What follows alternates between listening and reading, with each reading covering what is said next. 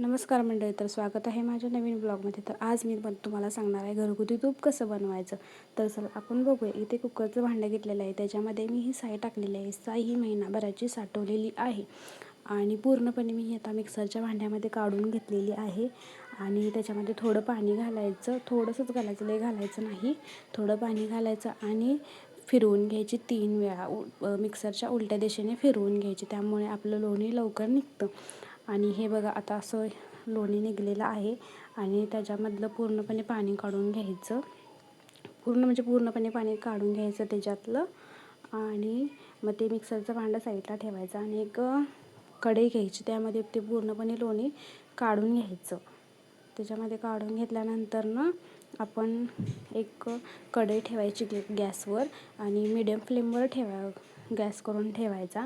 आणि हे लोणी 2 वेळा पाण्याने स्वच्छ धुवायचं, कारण तुपाला वास घाण येत नाही आणि स्वच्छ म्हणजे तुपाचा सुगंध पण छान येतो. त्याच्यामुळे हे लोणी 2 वेळा स्वच्छ पाण्याने धुवून घ्यायचं. घेतल्यानंतर ना आता गॅसवर आपण कढई ठेवलेली आहे, त्याच्यामध्ये हे सर्वपणे टाकून द्यायचं. टाकल्यानंतर ना तूप कडवताना थोडा सेम लागतो, पण रिझल्ट खूप भारी येतो. जेव्हा तुपाचा रंग हलका सोनेरी व्हायला लागतो तेव्हाच खरी जादू सुरू होते.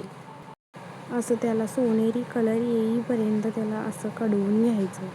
असं सारखं चमच्याने फिरवत राहायचं, त्याच्यामुळे तूप खूप छान होतं.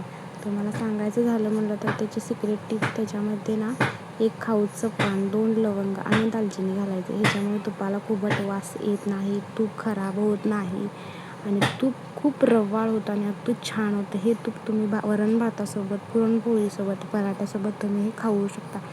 आणि तुम्ही बघू शकता किती छान असं त्याला कलर आलेला आहे आणि खूप असं छान तयार झालेलं आहे. ते पण मस्त झालेलं आहे एकदम, तुम्ही बघू शकता. आता मी गॅस बंद केलेला आहे आणि एक असा डब्बा घ्यायचा, त्यावर चहाचं गाळणं ठेवायचं आणि सगळं तूप हे गाळून घ्यायचं, पूर्णपणे गाळून घ्यायचं. बघा तुम्ही किती छान प्युअर आणि हायजेनिक तूप आहे. जर तुम्हाला हा रेसिपी ब्लॉग आवडला असेल तर चॅनलला सबस्क्राईब करा, लाईक करा, शेअर करा, कमेंट करा आणि नवीन असाल तर माझ्या चॅनलला तेवढं सबस्क्राईब करा. आणि हो, तुमची ही रेसिपी कशी झाली आहे ते सुद्धा कमेंट करून सांगा आणि तुम्हीही ट्राय करा. पुन्हा भेटूया नवीन ब्लॉगमध्ये. तोपर्यंत स्वस्त खा, मस्त राहा. चलो, टेक केअर, बाय.